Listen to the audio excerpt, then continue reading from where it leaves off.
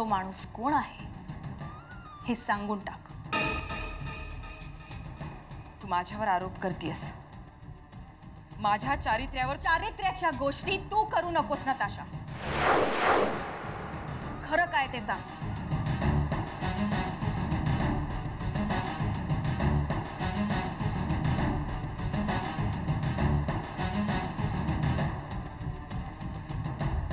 खरं सांगू, एकटी राहते मी, दुसरं कोणी राहत नाही माझ्या बरोबर। हे बघ नताशा, देवयानी बस।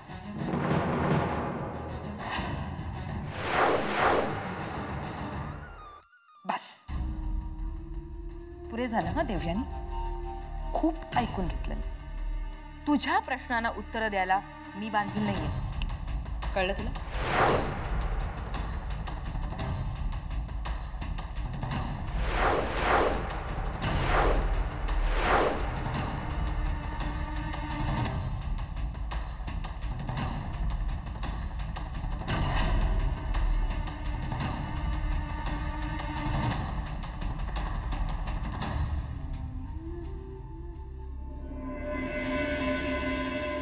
हे सगळं तुमच्या मूर्खपणामुळे झालं। आम्ही काय चुकीचं वागलो?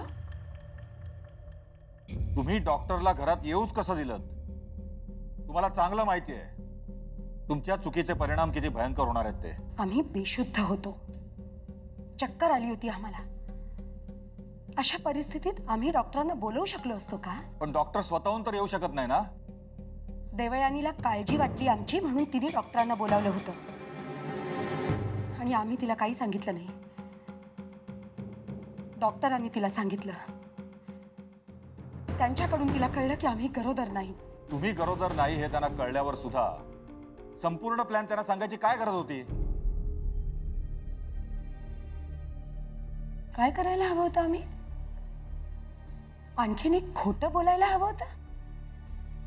खोट्यावर किती खोटं बोलणार होतो आम्ही? हे दर्शनी तुम्ही थोडं संयमाने घ्यायला हवं। हा संयम जर आपण वेळीच पाळला असतात ना रणवीर राजे, तर आपला खूप मोठा मनस्ताप टळला असता।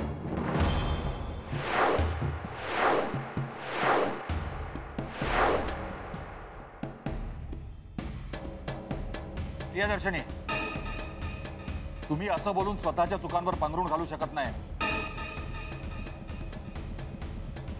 आमच्याच घरातल्या माणसांना खरं सांगून आम्ही काही चूक केली असं आम्हाला खरंच वाटत नाही। तुम्हाला खरंच बोलायचं होतं तर दुसरं काही बोलू शकलं असतं। तुमच्या या खरं बोलण्याचे काय परिणाम होणार माहिती आहे ना तुम्हाला? तुम्हाला नताशाबद्दल बोलायची काय गरज होती?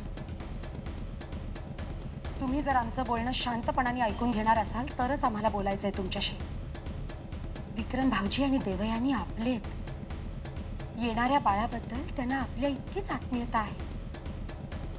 खरं तर आम्हाला असं वाटतं त्या येणाऱ्या बाळाचं स्वागत ते आपल्यापेक्षाही जास्त आनंदानं करतील। मूर्ख आहात तुम्ही, अक्कल शून्य आहात। नताशाबद्दल त्या दोघांना सांगून त्यांच्या हातात आयतं पोलीस दिलं तुम्ही। ती दोघं नक्कीच त्याचा फायदा उचलतील। आम्हाला जगणं नकोसं करतील,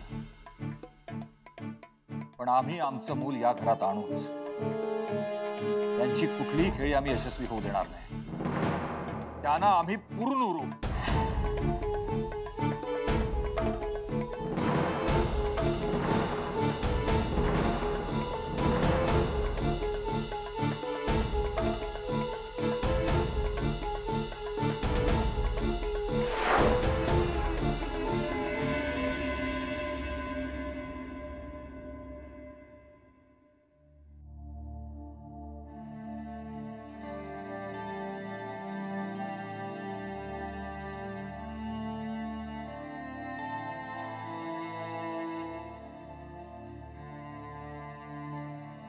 काका, मला तुझ्याशी जरा बोलायचं आहे।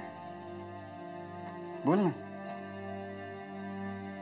2 दिवसांनी मी माझ्या मिशनवर जाणार आहे।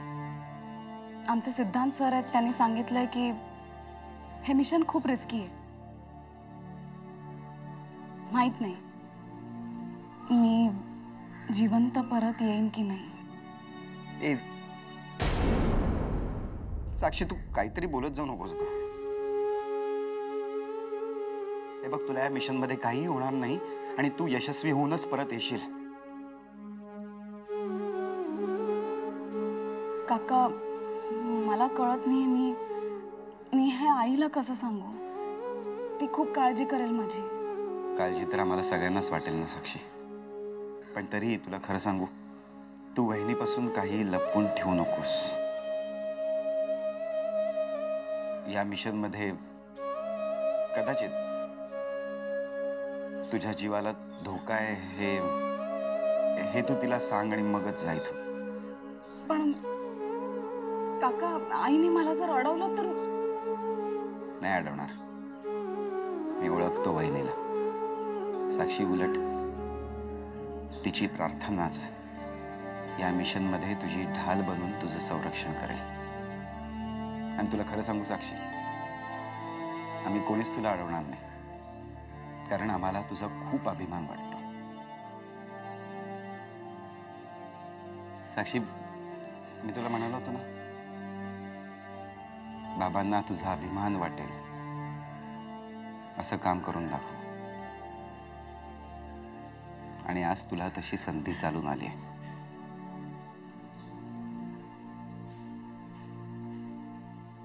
All the best. थँक्स काका. मी सांगेन आईला.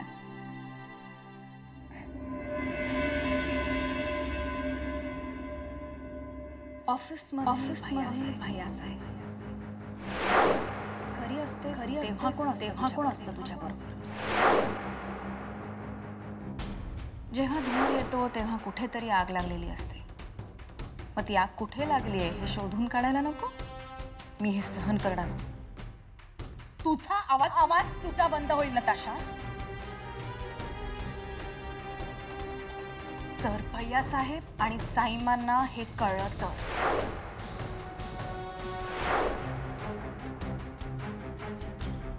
सगळेच फासे उलटे पडतात.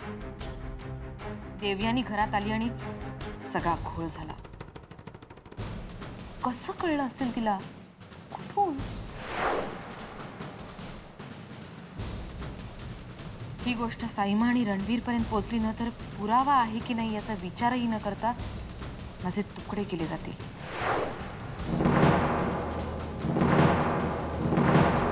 हे बाळ माझ्यासाठी आणि माझ्या भविष्यासाठी खूप महत्वाचं आहे. आज मी संकट टाळलंय, पण याचा पाठपुरावा ती आणि विक्रम नक्कीच करणारच. एकदा यामागे सगळे लागले ना की मग सगळ्या गोष्टी बाहेर पडतील. आता काय करू? काहीतरी केलं पाहिजे. काही सुचतच नाही. पण देवयानीला गप्प बसवायलाच पाहिजे. आता एकच गोष्ट करायला हवी, देवयानीला खोटं पाडायचं. आणि तेही तिनं पुढचं पाऊल उचलायच्या आत.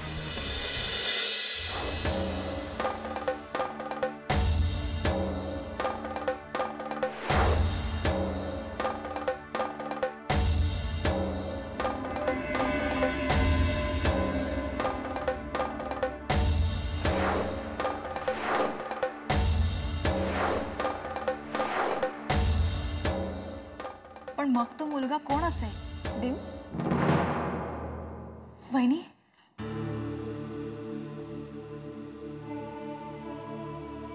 बरं झालं वहिनी तुम्ही आलात. तुमच्याशी बोलायचंच होतं. काय झालं देव? वहिनी, नताशाची माहिती काढण्यासाठी मी तिच्या घरी गेले होते. नताशा घरी नव्हती, पण एक मुलगा होता तिच्या घरी.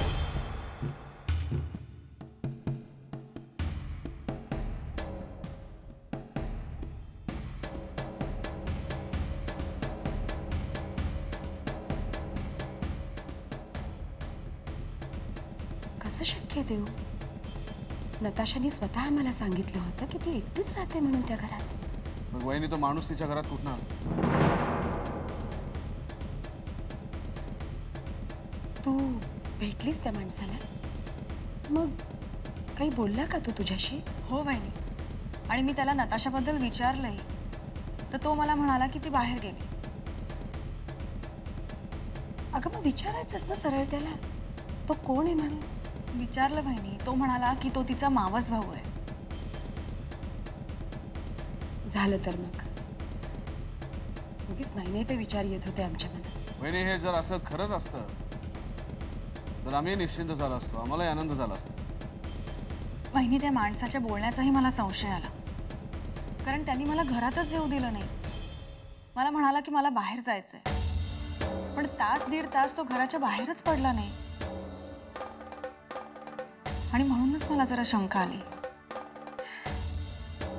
आम्हाला तर वाटतं की स्वतःला इतका मनस्ताप करून घेण्यापेक्षा नताशालाच सरळ विचारायचं की हा काय प्रकार आहे. वहिनी, देवयानीने तेच केलं. तिने प्रत्यक्ष नताशालाच विचारलं. आणि नताशा म्हणाली की तिच्याबरोबर कुणीच राहत नाही. ऐकलं वहिनी? तिच्या घरात तो माणूस राहत असूनही नताशा असं का बोलली असेल? आत्ता येत आहे आमच्या लक्षात. देवयानीने त्या माणसाला तिच्या घरीच बघितलं आणि तुला शंका आहे की तो तिथेच राहतो म्हणून. पण जेव्हा जेव्हा आम्ही नताशाला विचारलं त्या प्रत्येक वेळेला तिने आम्हाला असंच सांगितलंय की ती एकटीच राहते, तिच्याबरोबर कोणी राहत नाही. याचा अर्थ ती खोटं बोलतेय. हो बहिणी, मलाही असंच काहीतरी वाटतं. पण का खोटं बोलेल ती? म्हणजे तो जर खरंच तिचा मावस भाऊ असेल तर खोटं कशाला बोलायचं? खरंच कळत नाहीये आम्हाला कोण असेल हा माणूस. वहिनी, तुम्ही काळजी करू नका. त्याचा शोध घेणं ही आमच्यासाठी कठीण गोष्ट नाही, ते आम्ही करूच. हा सगळा काय प्रकार आहे? त्या नताशाच्या डोक्यात नेमकं काय शिस्त?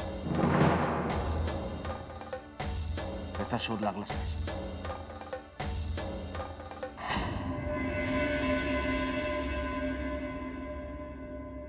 कोणी आलं होतं? हो नताशा. अभय, आज इथे कोणी आलं होतं?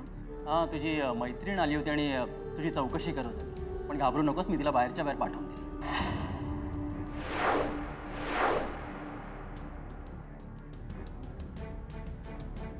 तुला माहितीये ती कोण होती? हो ना. देवयानी. देवयानी राजेश शिर्के. काय?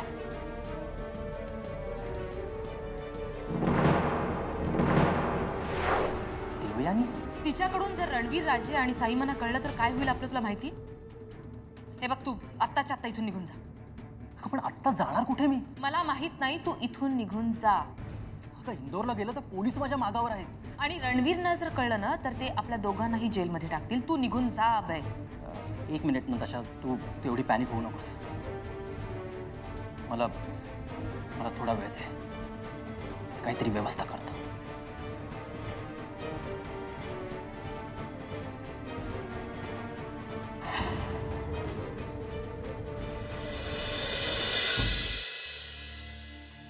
साक्षी, काय करते? काय अशी बसलीस?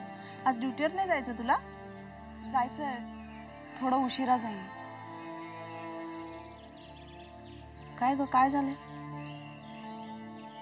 कसला विचार करतेयस? काही नाही, असंच. काही नाही, विचार नाही करत आहे. साक्षी, मला जर नीट सांगतेस का स्पष्टपणे काय ते?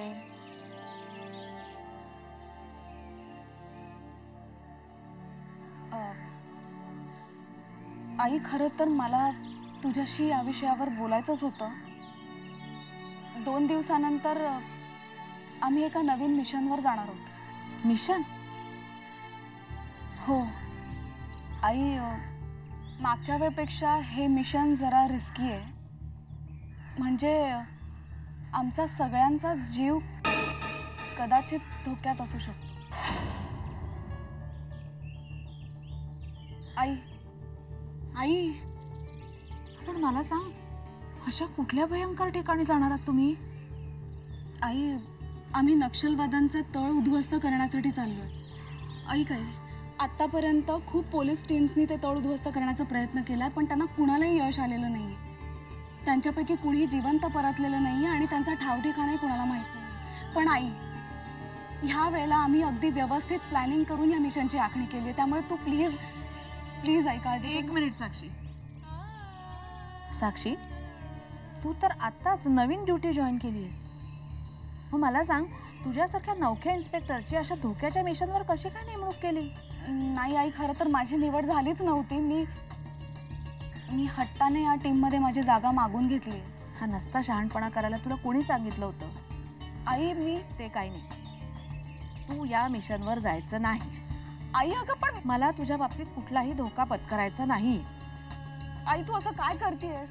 मी मुद्दामून त्यांच्याशी भांडले या जागेसाठी आणि आता जर मीच त्यांना नाही म्हटलं तर असं. हे बघ, तुझी या मिशनसाठी निवड झाली नव्हती याचाच अर्थ या मिशनवर जाण्याची तुझ्यावर सक्ती नाहीये, हो की नाही? आई तू हा विचार का करत नाहीयेस की मला देशाची सेवा करण्याची एक चांगली संधी चालून आली. देशासाठी माझं प्राणाचं बलिदान करणं म्हणजे माझ्यासाठी अभिमानाची गोष्ट नाहीये का? साक्षी, उगाच मोठ्या गोष्टी करू नको. बलिदान शब्दाचा अर्थ कळण्याचं वय नाहीये तुझं आत्ता. हेच हेच ते वेळ, हेही असेच. आता तुलाही गमावण्याची इच्छा नाहीये माझी. ते दुःख पचवण्याची ताकदही उरली नाही आता माझ्या. आई आई प्लीज तू असं नको ना करूस. हे बघ तू नीट विचार कर पुन्हा एकदा आणि मला परमिशन दे ना आई प्लीज. हे बघ, मी पूर्ण विचार केला आणि तुला सांगते, तू या मिशनवर जायचं नाहीस. आई प्लीज, विषय संपला. आई आई प्लीज आई ऐक ना माझं.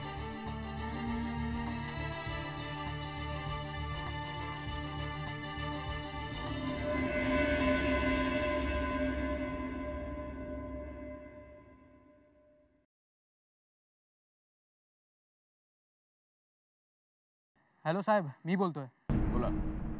तुम्ही सांगितल्याप्रमाणे काम सुरू केलं आहे. गुड. काय हालचाल दिसली घरात? नाही साहेब, अजून तरी नाही. मी पहाटेपासून इथे उभा आहे, पण अजून घरातून कोणीच बाहेर पडले नाही. पण त्या घराकडे नीट लक्ष ठेवा. ज्या वर्णनाचा माणूस आम्ही तुम्हाला सांगितलाय तो नक्कीच त्या घरातनं बाहेर पडेल. त्याच्या हालचालीवर लक्ष ठेवा. हो साहेब, मी अगदी बारीक नजर ठेवून या घरावर. तो माणूस एकदा का माझ्या नजरेस पडला तर त्याच्या प्रत्येक हालचालीची खबर मी तुम्हाला देत राहीन. ठीक आहे, आता फोन ठेवा आणि कामाला लागा. पण नीट लक्ष ठेवा, कुठल्याही प्रकारचं गोंधळ होता कामा नये. तुम्ही काळजी करू नका साहेब, अगदी निश्चिंत राहा. ओके.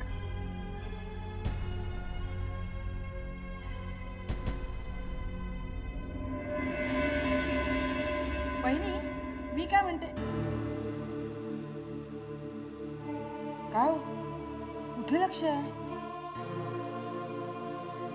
अगं, साक्षीने त्या मिशनचं सांगितल्यापासून काही सुचत नाही ग मला. कसलं मिशन?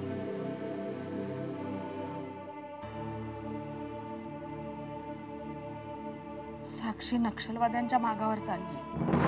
काय? हो ग, त्याचंच मिशन आहे ते. इतकं समजावून सांगितलं ना मी तिला, पण काय देशप्रेम वगैरे सगळं ठीक आहे ग, पण एवढा मोठा धोका पत्करून तिला त्या मिशनवर पाठवायला माझा काही जीव होत नाहीये. नक्षलवादी म्हणजे कोण वाटलं तिला? खेळ आहे का? त्यांच्या मार्गावर जाणारा प्रत्येक माणूस हा फक्त मरतो. नेहमी पेपरमध्ये वाचतो आपण. देशासाठी परमवीर चक्र वगैरे मिळणं ठीक आहे, पण आपलं गेलेला माणूस काही परत येत नाही ना. वहिनी, आडवा तिला. मी सांगितलं तिला, पण ती ऐकणार नाही याचीच मला भीती वाटतेय. हे ना मूर्खपणाचं ठरणार आहे. तिच्या वरिष्ठांना कळत नाही ती एक मुलगी आहे, तिला कसल्या असल्या मिशनवर पाठवतात? त्यांच्यात नसतो असा भेदभाव. आणि हे मिशन साक्षीने स्वतःहून मागून घेतलंय. वाह, म्हणजे विनाशकाले विपरीत बुद्धी हे म्हणतात ना, ते अगदी बरोबर आहे. आपल्याला कळतंय ग, तिला कळायला हवं ना. हो, मग तुम्ही समजवा ना तिला. आई म्हणून तुमची काहीतरी स्वप्न आहेत तिच्याकडून, त्यांच्यासाठी तरी थांब म्हणावं. तिला वाटत असेल हे धाडसाचं काम करते, पण ही चक्क आत्महत्या आहे. बघा, म्हणजे मी तुम्हाला समजावलं, आता तुम्ही तिला समजावा. मला काय तिची काळजी वाटते म्हणून बोलले.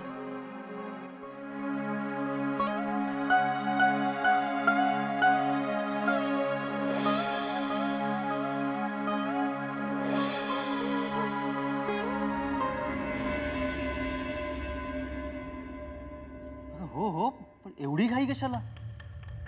अभय, तुला कळतंय तू काय प्रॉब्लेम करून ठेवलायस ते? नताशा, तू उगीच घाबरतेस. घाबरण्याचं काही कारण नाहीये. हे काय एवढं सिरियस मॅटर नाहीये ग.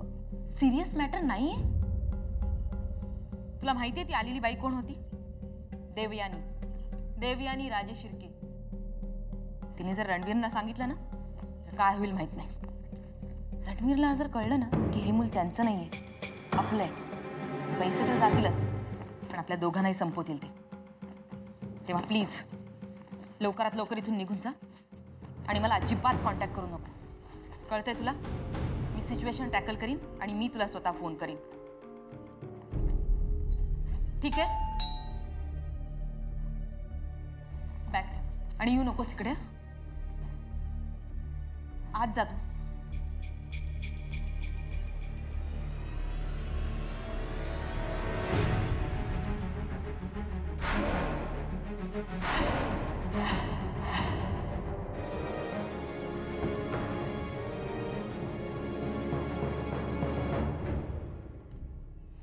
साईमा,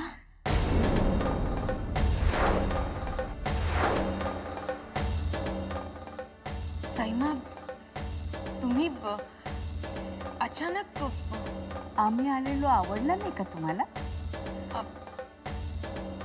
नाही तसं नाही, घर तुमचंच आहे. आम्हाला संशय येतोय.